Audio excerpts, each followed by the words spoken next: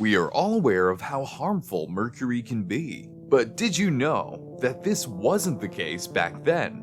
Mercury was used as a treatment for various diseases until the middle of the 20th century. However, today, handling this metal requires extreme caution because it can badly damage things. In fact, splashing mercury on your skin is detrimental to your health. In this video, we're going to level up the experiment and see what would happen if you were in a body of water full of mercury. I'll explain how poisonous mercury is and discuss its devastating consequences on the human body. But before we begin, I'd like to remind you that this experiment is life-threatening and it is not suggested to be done at home. Have you ever tried breaking a mercury thermometer, whether by accident or on purpose? You must have noticed the sparkling silver balls. That is an example of mercury. Mercury is extracted from ore, primarily cinnabar, just like other metals. It's important to note that the mercury content in the Earth's crust is extremely low, averaging only 0.08 of a gram or 0.02 of an ounce per ton. That is also the reason why mercury is considered to be a rare element. In some cases, when vapor cools and turns into a liquid, the mercury is then stored in flasks made of cast iron or steel. Each one weighs 76 pounds or 34.5 kilograms. Industrial businesses prefer this form of mercury. But enough of that. Let's now move on to our main mission. Let us now dump elemental mercury in a body of water, assuming that the body of water we're going to use in this experiment is the size of an Olympic swimming pool. How much mercury is required to completely cover the water? Well, since mercury is more than 13.5 times denser than water, we'll need a lot of flasks, a little less than 1 million to be exact. Let us now imagine that we have already filled the pool with mercury.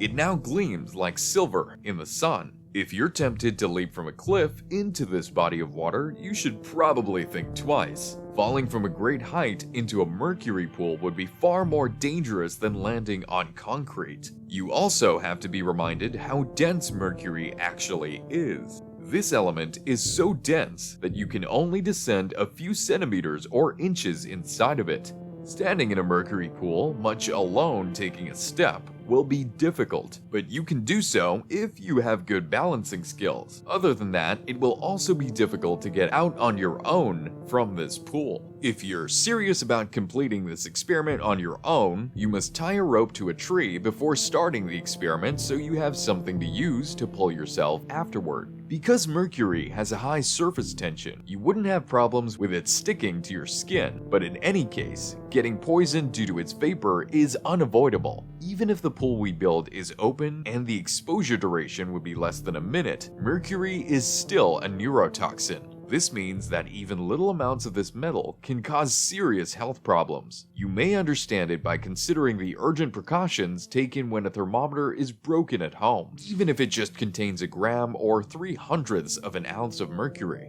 Now let's return to our mercury pool and imagine the harmful effects of swimming in it. If I were you, I probably wouldn't dive in, and I wouldn't recommend kneeling down to examine the magnificent metal either. In this situation, it's safer to lie down on your back and gaze up at the sky. Since it would be hard for you not to breathe the toxic gases, they will enter your respiratory system tract less deeply, and that's alarming. Remember that even a small amount of mercury might cause acute poisoning. For example, a drop of water with mercury in it, even if the drop is smaller than a pea, is millions of times more harmful. What we also need to look at is the length of time you're going to spend in the mercury pool. Nothing serious will happen in 1 minute, especially when you manage not to breathe frequently. In general, it is preferable if you can manage to stop breathing for a few seconds, since skin contact with it is unavoidable. Although there is nothing serious, you could experience a rash, itching, sensitivity changes, and hair loss. However, a body of water filled with mercury is far more deadly than it appears. As soon as a human dives into it, it will damage their body. The metal itself isn't as toxic as the gases that emit from it. This may lead to thinking that you should just wait until the mercury has evaporated, then swim in the remaining water. However, do not rely on this idea. A 3mm or 12/100ths of an inch mercury ball takes 3 years to evaporate, according to physicists. This implies that evaporating a whole pool of mercury would take a very long time. As a result, if you decide to swim in it, you'll inhale the vapors of this harmful metal. The problem is that the gases have no scent and no color, so it would be hard for you to recognize the presence of mercury. This means that someone standing directly in the pool might experience double vision, hearing, and movement problems immediately, without them knowing that this is because of mercury. Additionally, their feet will get cottony, their mouth will start to taste something metallic in it, nausea and a headache will begin, and their body temperature may rise. The heart will beat faster, as if you were running. If you happen to experience this, contact 911 immediately and try to escape or crawl away from the poisonous pool. The moment you experience shock and loss of consciousness, there will be no hope of survival after that. Getting poisoned with mercury vapor is extremely harmful to people's health. The symptoms of inhalation to the vapor will appear within a day of exposure. So one way to avoid this is to dive into the pool in a tightly closed car and drive right to the shore. Then take a deep breath and drive away. In this way, there's a chance of you acquiring only moderate poisoning and possible dermatitis in this situation. It would be very beneficial if you had a gas mask and a protective suit in your car, so you can use it to help yourself. However, don't bring these protective items home with you, and don't leave them in your car after you've used them. You're likely to die before you reach home after inhaling the mercury left on these things, so be careful. The most intriguing aspect of this is that if you swallow a small amount of mercury while swimming in the pool, you won't die right away. Mercury will just pass through your digestive system and leave on its own. Regardless, do not attempt to consume even small amounts. A dose of 2.5 grams of mercury, or 0.08 of an ounce, is usually deadly. Furthermore, doctors will be unable to save you if you inhale just a small amount of mercury through an inhaler in a small enclosed space.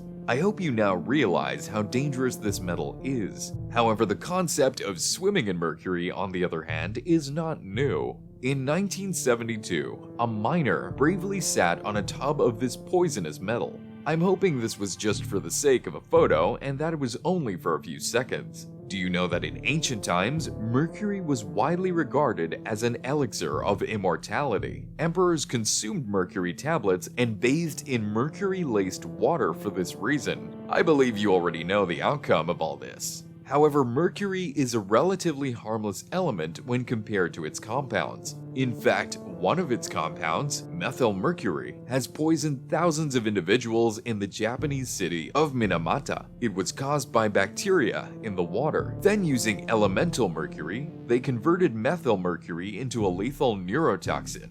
And when a few drops of dimethylmercury was spilled, it claimed the life of chemistry professor Karen Wetterhahn. It's worthy to note that the spilled deadly chemical only got on her glove and didn't touch her skin, but it was enough to make her die. The emission of mercury into the environment is now being rigorously monitored around the world. It's becoming less and less common in the creation of consumer goods. However, it is not currently feasible to entirely discard it, but this will soon be possible. It's just a matter of time. To protect yourself from harmful vapors, use an electric or infrared thermometer at home instead of a mercury thermometer. When talking about food, do not eat too much swordfish, tuna, and mackerel. What do you think about this video? Tell us in the comments section. If you enjoyed this video, give it a thumbs up, and don't forget to subscribe to the channel. Please click the bell icon so you'll be notified when new videos are posted. And as always, thanks for watching Ponder This.